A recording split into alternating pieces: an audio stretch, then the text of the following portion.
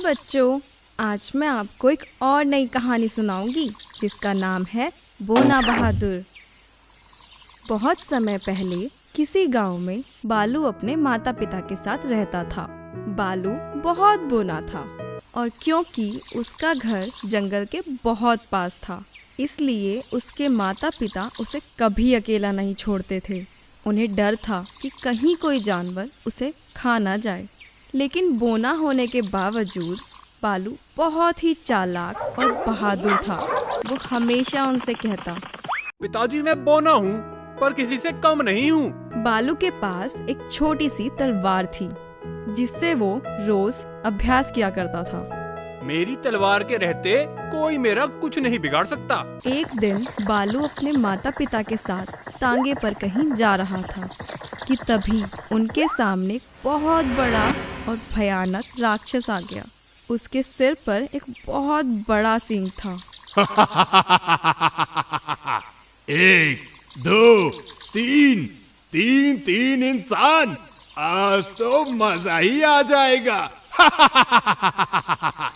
राक्षस को देखते ही बालू के माता पिता डर के मारे बेहोश हो गए। बालू ने ये देखा तो वो जल्दी से कूदकर आगे आया और बिना समय गवाए तांगे की दिशा बदलकर तेजी से तांगा चलाने लगा। आप चिंता मत कीजिए, मैं आप दोनों को कुछ नहीं होने दूंगा। रुक जा बोने, मैं आज तुम तीनों को खाकर ही रहूंगा। ये कहकर राक्षस उड़ता हुआ उसका पीछा करने लगा। बालू तेजी से तांगा चलाता हुआ जा रहा था, लेकिन राक्षस उसका पीछा नहीं छोड़ रहा था। ये देखकर बालू सोचने लगा, ये राक्षस मेरा पीछा नहीं छोड़ेगा, मुझे इसे बताना ही होगा कि मैं कौन हूँ।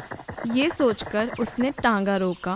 वो कूदकर टांगे से उतरा और राक्षस से बोला, अरे ओ राक्षस, अगर तुम हमें खाना चाहते हो तो पहले तुम्हें मुझे अकल और ताकत दोनों में हराना होगा।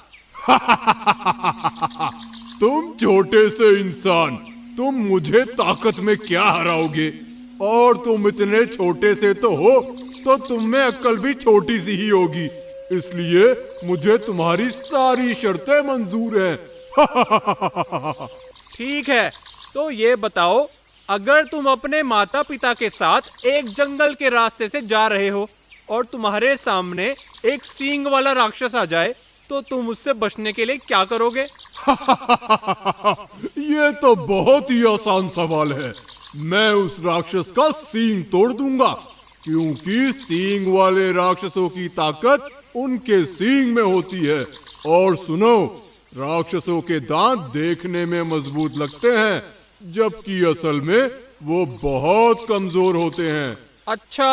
हाँ, और अब मैंने तुम्हारे सवाल का जवाब दे दिया, इसलिए मैं जीत गया।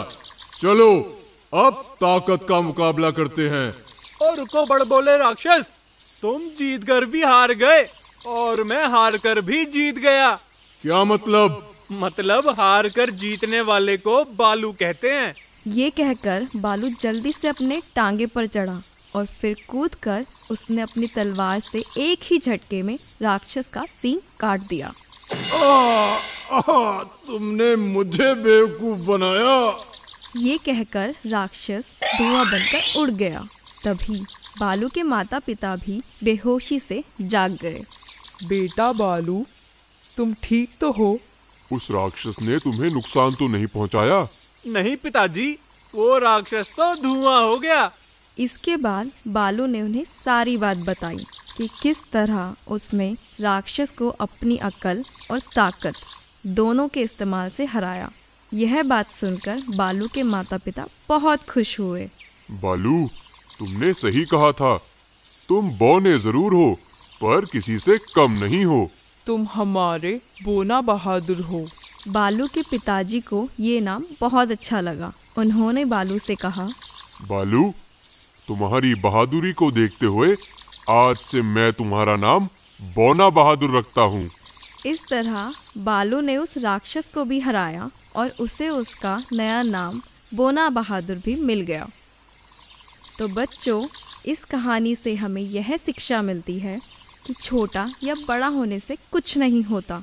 असल में हमारी हिम्मत ही हमें छोटा या बड़ा बनाती है।